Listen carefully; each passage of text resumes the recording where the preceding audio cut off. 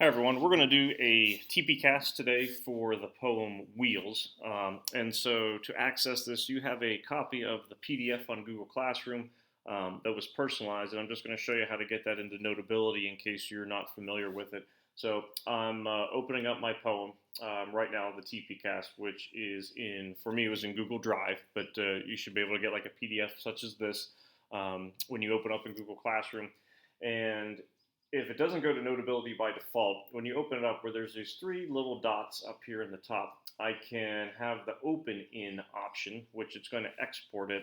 And then for me, you can see the first option that shows up after notes is adding it to Notability. If Notability is not showing up for you, you can scroll over here on the side all the way down to More, and by clicking on the More, you can then highlight Notability as one of the places that you would want it to go. But I'm thinking for most of you it should be there, and if not the first option, certainly one of the first.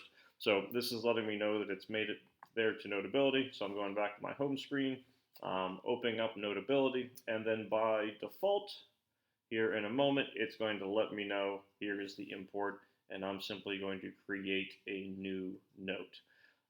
And I do want to make sure that I have both pages that are open, and I'm going to import it there.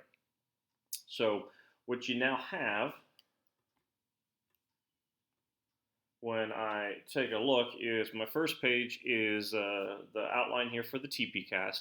And you should have at this point already done your introduction, the little Edpuzzle video for TPCast, explaining what the different parts are and how it works. So that's the first page. And then the second page is going to be the actual copy here of the poem, which we're going to take a look at. On my screen, I'm going to actually kind of open up both windows here at the same time.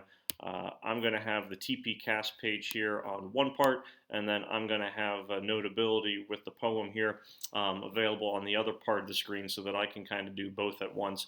But you certainly can, kind of scroll back and forth within your document to take care of both pages. All right. So this poem, decided that we would use it as an example, one that we can kind of fill out together just to get the hang of how a TPCast is actually going to work, the application of it. Next week, you'll be doing this a little bit more individually and on your own, independently with some other poems. As I said, this one's going to be a practice poem. The poems that we start to take a look at next week, and there's going to be 6 in total that we're going to be doing over the next few weeks.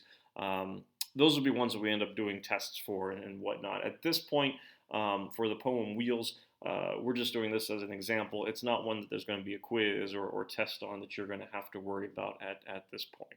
All right. So with TPCast, remember the first part that got mentioned in the video is you're making a prediction about the title. So the first thing that we are going to do, though, just so that we can kind of keep everything straight, because you're going to have multiple TPCasts pages that you're keeping track of, is I'm going to write down both the title and the poet. So title of the poem is Wheels. Now, just like a short story, anytime you are writing down the title of a poem, you want to make sure that you do have quotation marks going around it.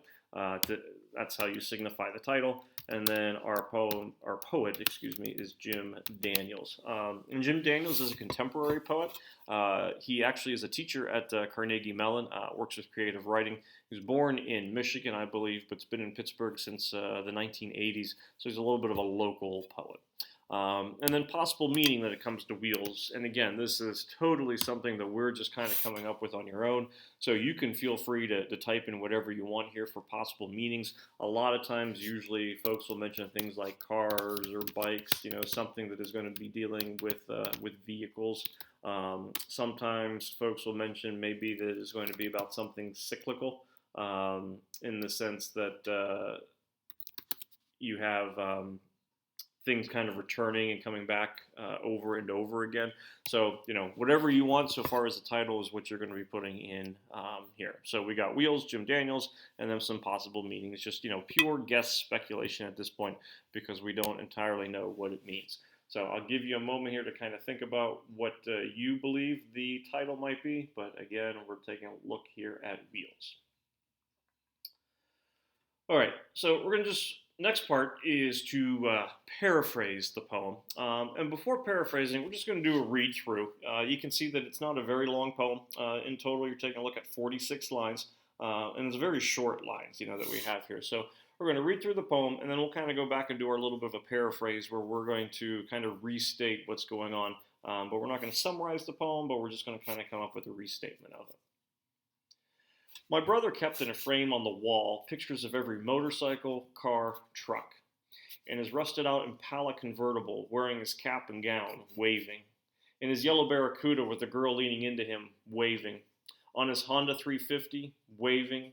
On his Honda 750 with the boys holding a beer, waving. In his first rig, wearing a baseball hat backwards, waving. In his Mercury Montego, getting married, waving. In his black LTD, trying to sell real estate, waving. Back to driving trucks, a shiny new rig, waving. On his Harley Sportster and his wife on the back, waving. His son in a car seat with his own steering wheel, my brother leaning over him in an old Ford pickup, and they are waving, holding a wrench, a rag, a hose, a chamois, waving. My brother helmetless rides off on his Harley, waving. My brother's feet rarely touch the ground, waving, waving, face pressed to the wind, no camera to save him. Okay, so at this point, we're simply going to go through and do our paraphrase. We're going to try to summarize what's happening with the poem.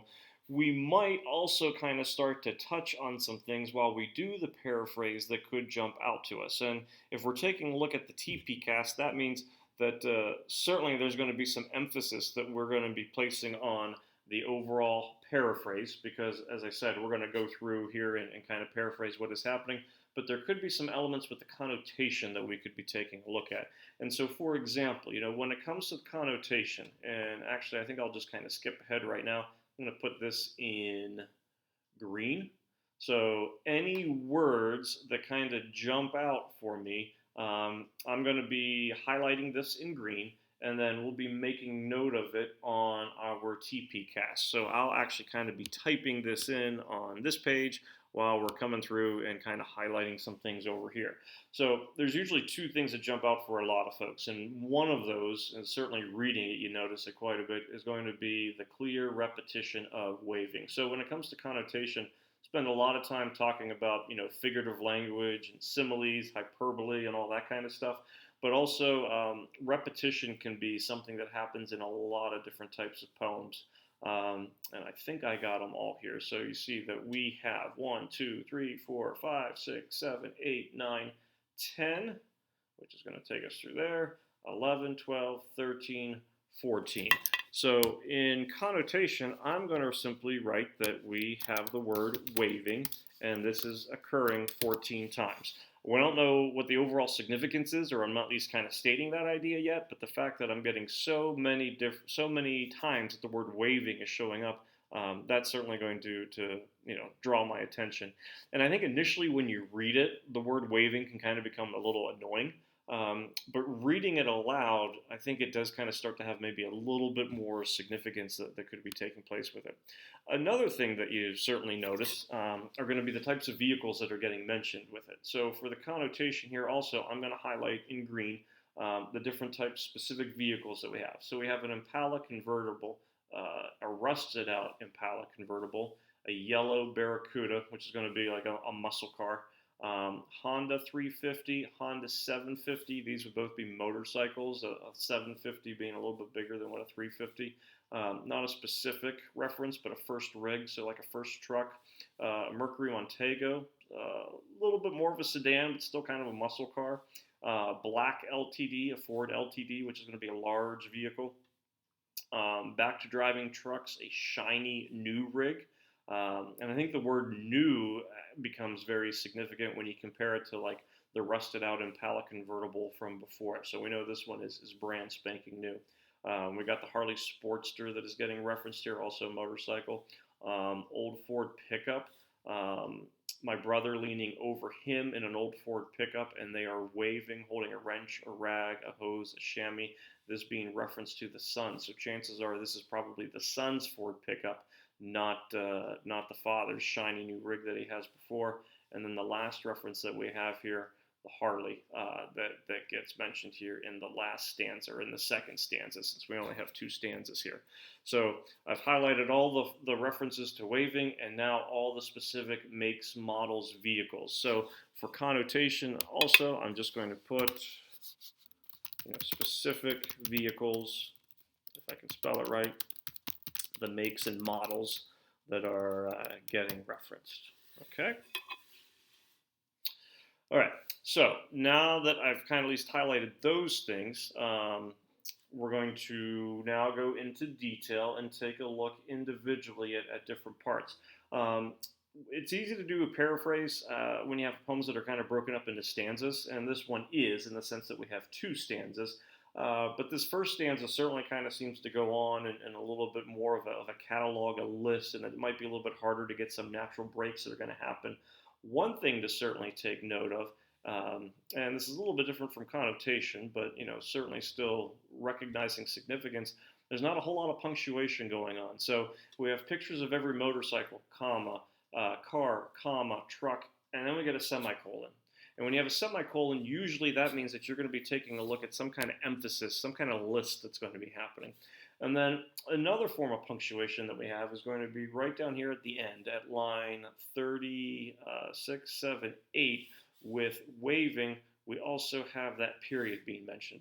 Otherwise, in the middle, in between those two, there's not really anything going on here whatsoever so far as punctuation. We know we have a list happening, but it's not getting that natural break that you tend to have, with the way that sentences are written and whatnot. So it's going to be kind of up to us to identify our own little things that are happening. One thing to also kind of take a look at here, I would say, would be what are some different stages in life that are kind of being addressed. So, for example, here in line 5, wearing his cap and gown, with his rusted out Impala, you get the idea that, okay, this is going to be like a high school graduation for him. So I'm just going to make a little note here on the side that high school graduation, because I'm identifying a significant moment in life that would seem to be kind of indicated here by the vehicle that the person has. And then yellow Barracuda, girl leaning into him, waving. Honda 350 with the boys holding a beer. So the idea that, okay, maybe he's getting a little bit older at this point. We're getting into adulthood, plus he has the ability to have maybe some more vehicles that are taking place here with his bikes. In his Mercury Montego, getting married.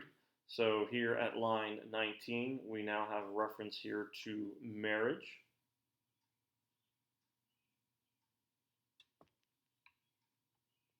When it comes to his LTD, trying to sell real estate.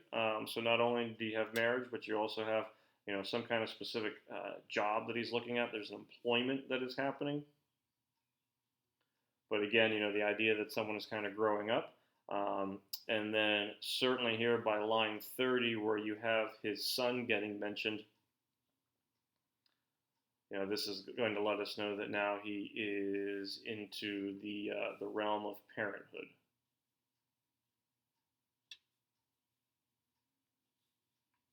So all I've done, and again, I realize I haven't really paraphrased quite yet, but I'm certainly identifying moments in a person's life that would be going on. And in a lot of ways, it's a little bit of a timeline, that you can see that's kind of happening here with a starting point, and then here at this point, a little bit of an end that kind of starts to happen. And so notice with that punctuation, as this does kind of become a little bit of a timeline, you do have a beginning, a list that kind of starts to take place with this colon that we have here right by truck. So in some ways, this is almost kind of like the start. And then as we get down here to the period after this waving in line 38, now we have what could potentially be, a little bit of an end. Okay? All right. Now we'll kind of go through here and do this actual kind of paraphrase that is going on. And I'll actually change my ink color so that it looks a little bit different. And let's see what we got here. So my brother kept in a frame on the wall pictures of every motorcycle, car, and truck. So literally, and I know this is a pretty basic kind of paraphrase because it's a pretty basic poem already at this point, but brother kept pictures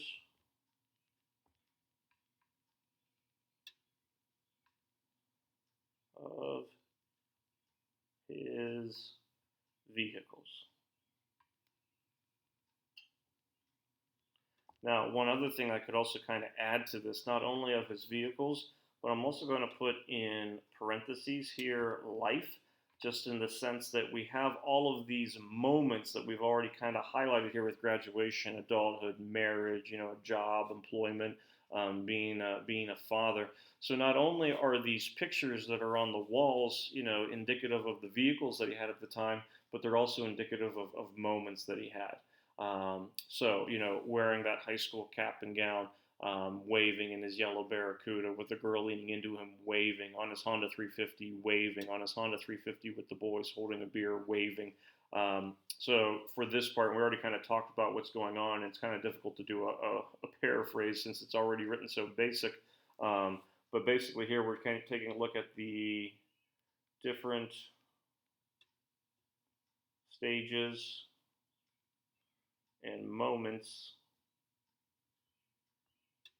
in his brother's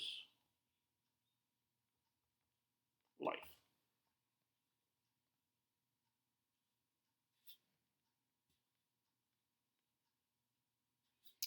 Um, in his first rig, wearing a baseball hat backwards, waving, in his Mercury Montego getting married, waving, in his black LTD trying to sell real estate, waving, back to driving trucks, a shiny new rig, waving, on his Harley Sportster with his wife on the back, waving.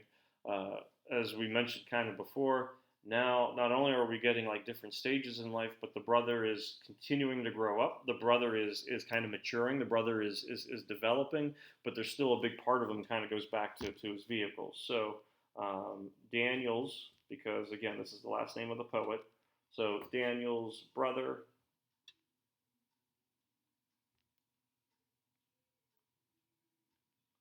continues to grow and mature,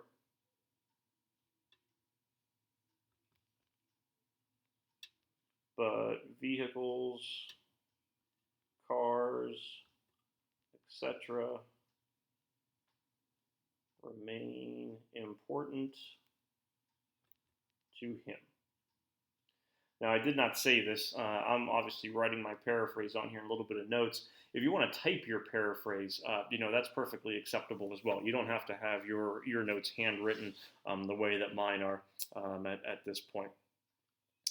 Uh, Back to driving trucks, a shiny new rig, waving on his Harley Sportster with his wife on the back, waving. His son in a car seat with his own steering wheel. My brother leaning over him in an old Ford pickup, and they are waving, holding a wrench, a rag, a hose, a chamois, waving.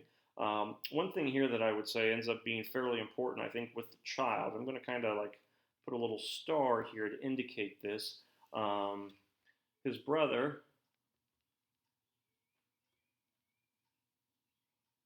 passes down the importance. Oops, actually, I'm not going to say the importance. I'm going to go with the passes down the love of cars to his own son. And I think that becomes fairly indicative here when you take a look at his own steering wheel, probably like a toy one in the car, in his car seat with his own steering wheel. And then brother leaning over him in the old Ford pickup truck, and they're waving, holding a wrench, a rag, a hose, a chamois. So I think it would be the idea here is that he is going to be working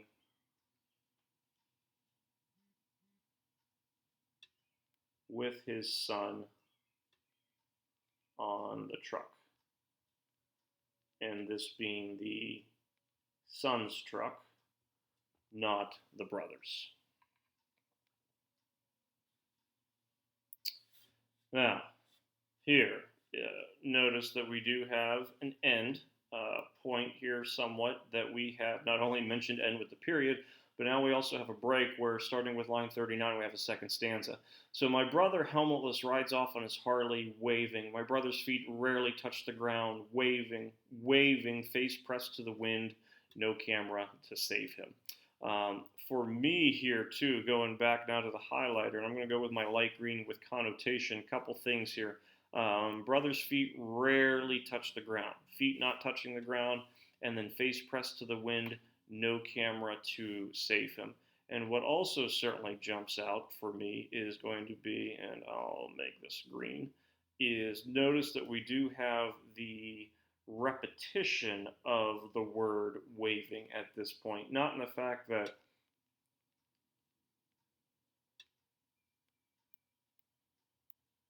that's an ugly looking repetition. Not only the fact that waving shows up multiple times, but it gets repeated twice here in this line. All right. So now that I've worked on this here a little bit, I'm going to do two things. Since I was mentioning connotation, I'm going to come back over here. Going on to the second stanza, I'm going to make reference to the fact that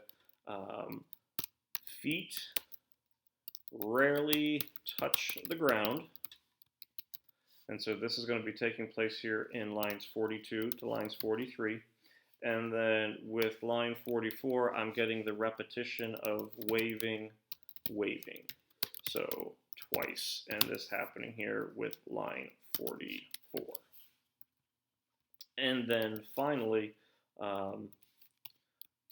no camera to save him with line 46. And the word that certainly seems to have, I think, a little bit more emphasis here is going to be the fact that we are looking at the word save. So as I come over here, zoom back in, no camera to save him, and what do we ultimately mean when it says to save him? Camera is going to be important because we knew from the beginning that we have a lot of pictures here that are going to be up on the wall. He has pictures of all these things. And what do cameras do? What do pictures do? It helps you to remember something. It allows you to kind of keep that individual, that still moment, for the whole entire life. But now there's no camera to save him. There's no camera to take a picture of him. But when it says save, what do we ultimately mean by that? When you have someone where you describe that feet rarely touch the ground, one of the ideas that tends to come with that too is that a person kind of tends to be, maybe always fast, they're in a hurry, always kind of on the go. And you have that kind of concept here happening with him, not only that he's being on a bike, but that he's always kind of moving around in different parts of life. And this last stanza, you have a little bit maybe of recklessness going on as well. Helmetless, in a hurry, cannot be saved, face pressed against the wind, not there to save him. Ultimately, does this result in his brother's death? And I think this is something to really consider for a couple reasons. A, you're taking a look at a person's timeline, which we already mentioned here. Overall, the high school graduation, becoming an adult, going into marriage, job, employment, all of these things. There's a clear beginning, which we already kind of mentioned here with the start and the colon. And now we're going into all these different important moments in one's life. And inevitably, that is going to come to some type of end. We have this punctuation, we have this period, we have this end.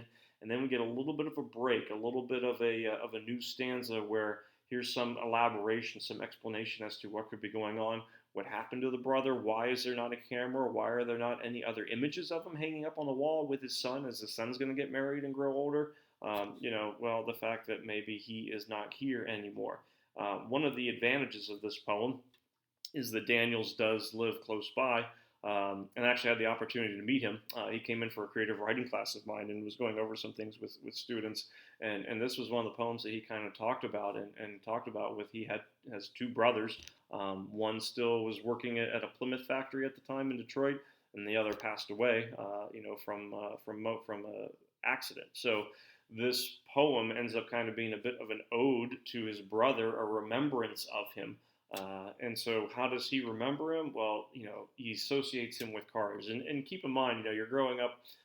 You have three brothers. This is a very masculine way of remembering, one another because you associate each other with the vehicles and cars and working on vehicles and whatnot. And having this camera also gives you a little bit of a barrier when it comes to emotion. So even though the only time that the camera specifically is getting mentioned is in this last line, from a connotation standpoint, that camera ends up being very significant because I think the camera, symbolically, is kind of a way to hide one's emotions and feelings that they could be feeling toward another person. In this case, his brother. So it's a bit of a barrier, kind of so to speak. So symbolically, it's a separation, between how a person feels in that outward expression of it. All right, overall attitude now that we would take a look at. And attitudes can certainly vary. It doesn't have to be one attitude the whole way throughout. You can say that it's a little nostalgic, in the sense that it's remembering. It certainly tends to be very informal, I think, early on because you have just little kind of short blurbs of memories that are taking place, not going into specific detail, but just going kind of in the vehicles and the images that he kind of remembers to associate with his brother. Towards the end, certainly, I think when it gets to the second stanza, it becomes a little bit more solemn, and I'll put second stanza. And, in ways, not only is it nostalgic and informal beforehand, but it's even kind of like lighthearted, I think. Especially when you go to, think about lines with him and his friends just kind of hanging out, drinking a beer, baseball hat backwards. When he's getting married and his wife is on his back waving on the Harley Sportster. It's just very kind of informal at this point. It's very lighthearted. It's little just kind of memories that are coming back, but it doesn't lend itself yet to the solemn, melancholy, kind of sad ending that is going to be there at the end. So with that solemn, I'm going to put the term melancholy as well, which deals with kind of sadness, but it's something that certainly kind of ends up striking an individual. All right, now shift. When do we see a shift taking place? Stanzas, I would say here is probably the clearest shift that we're going to see. So if we're taking a look at the poem, we have our first stanza is coming to an end here at line 36, 37, 38, and then line 39 is when we're getting that second stanza. So we get a shift. I'm not going to write from the first stanza, but we get a shift from it being very nostalgic and lighthearted to a little bit more solemn in line 38 and 39. What I'm going to put here now for my explanation is that I do have a shift in stanzas, shift in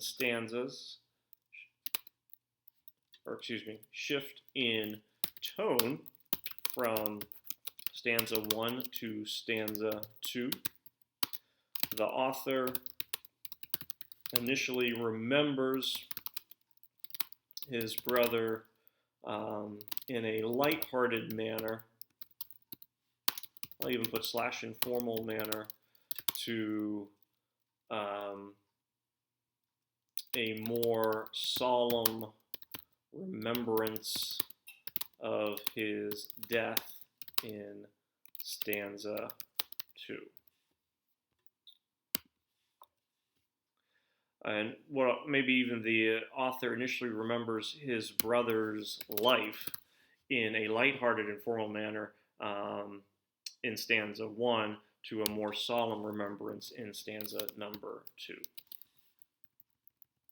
And especially that becoming a little bit more solemn with the remembrance of his death happening in 2.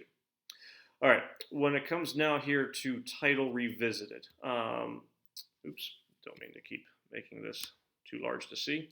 Uh, what do we mean? Title revisited, naming or interactive, why?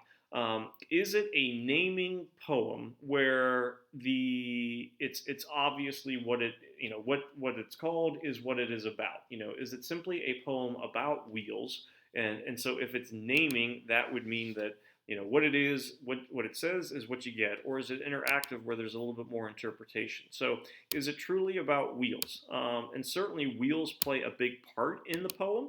But overall, when we're taking a look at this poem here, Wheels, or the title here, Wheels, the poem is not necessarily about cars, but it's really about brother. So why? Well, all right. Here's where we get now into our explanation. The poem is really about Jim Daniels' brother, as opposed to being about wheels or cars.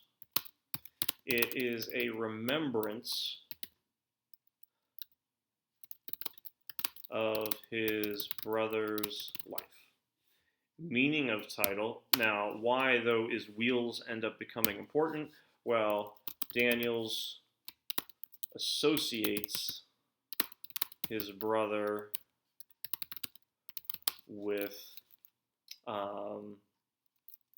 cars, vehicles, etc.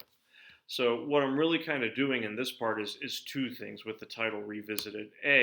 Or even maybe three things. A, is it naming or interactive? So naming, is it a literal meaning, significance, or is it something where it's a little bit more interpretive?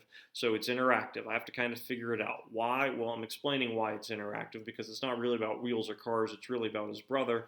But what is the overall meaning of the title still? Why still call it Wheels? Why not call it, his brother or something else? Well, what that does is it still gives us something that he closely associates with his brother, and so that's why he chose to go with Wheels. Overall theme. Now, okay, so thematically, what would be kind of like a message to remember, to kind of take this by? And I'm just going to copy and paste this in so I get a smaller font. Overall theme of the poem, certainly could be a couple things. Number one, certainly could be that life is unpredictable, and certainly you don't always know when you may lose loved ones or when significant moments in life are going to happen. So it's something that certainly cannot be planned for. So life is unpredictable, and tragedy can strike at any time. Also could be taking a look at, though, that the memories of loved ones do not go away, even though a loved one may be lost through death. I would avoid, for a theme, something along the lines of you should always wear your helmet while riding a motorcycle, or vehicles can be dangerous, because Daniels is not getting into, with the poem here, he's not getting into the tragedy of what can happen with a motorcycle or any other kind of vehicle if a person's not careful. But looking more at how he's kind of remembering his brother. Now, before, when we mentioned camera, the idea that gives him an opportunity to kind of to picture, remember, you also get the sense that maybe there's some things that he kind of wished that he expressed to his brother that he never ever got the chance to. So not only do you sometimes maybe have some memories still, but make sure that you take time to share your thoughts, feelings, emotions, etc., with the ones that you love. And I think for me, that's where this kind of double waving can kind of come in, where I think you read it the first time as you're taking a look at, the rusted out Impala and his yellow Barracuda and all of those things. You assume that it's the brother who's going to be waving. He's wearing his cap and gown, waving. He's in his yellow Barracuda, waving, or with the Honda 350, the 750, the Mercury Montego, so on and so forth, waving. But when you get to this one, my brother helmetless rides off on his Harley, waving. My brother's feet rarely touch the ground, waving. waving, face pressed to the wind, no camera to save him. I almost kind of take this second waving not as the brother waving, but now at this point maybe this is Jim Daniels waving to his brother, where this is kind of like that goodbye wave, that I'm not going to get the opportunity to kind of say anything to him anymore. And there's even maybe just a little bit of regret that is taking place, that goodbye is going to be unspoken, but it's just this wave that is happening as one brother is waving off to another, as they wave to one another at this moment that ends up being the last time that maybe they get to see him, and no camera there to save him. This memory isn't something that's going to live on in a picture frame or on a piece of photo paper, but it's a memory that's going to be burned into his mind forever. So this was a TPCAST, as we said here, of the poem. Oops, get rid of that. Of the poem Wheels. And again, it's very important to recognize that a TPCAST can be very interpretive. Certainly there's going to be multiple significance and meanings to individual terms and phrases throughout. But what a TPCAST does is it forces us to be very intentional here with our analysis. So as you're going to be doing future TPCASTs, make sure that you do complete all sessions. When it comes to the paraphrase, you can certainly type or write up, but on the poem, what is your paraphrase of what's going on, essentially line by line as best you can. The connotation, you want to make sure you do include those line numbers so we know what you're looking at, and always kind of support what your viewpoints are going to be. Notice here with the connotation, we want to have at least 3 examples that are going on. So while I might not have a simile, a metaphor, piece of personification, I still, at least in here, we already have like, one, same one, 2, 3, 4 different examples, and even 5 here with the vehicles, of things that are just kind of jumping out and having some kind of specific importance for you. Most of what we have here is going to be more imagery, although we do have some symbolism, potentially here with the camera, and also some symbolism even with the punctuation, the beginning and the end of his life. So on your TPCAST sheet that you have been filling out for this and with the poem, you are going to reattach that to Google Classroom. Just as like the PDF from Notability, and then I'm going to go through and certainly give you credit for having this completed. As we do this next week, it'll be a little bit more formal in the grading, where you would be getting points for like each possible part here that you would be filling out, and I'll explain that for next week when we get there, but I simply just wanted to make sure that you had an idea as to how this works overall when it comes to doing a TPCAST.